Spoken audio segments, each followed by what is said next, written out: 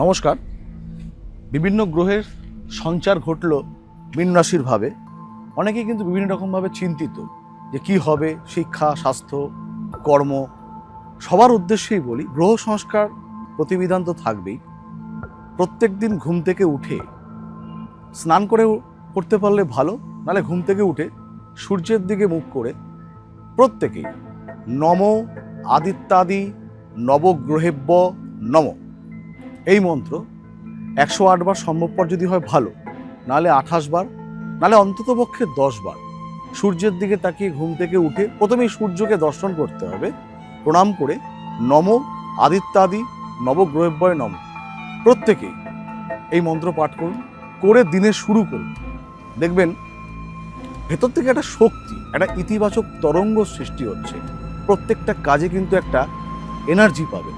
করে দেখুন, ভালো থাকবেন প্রত্যেকে।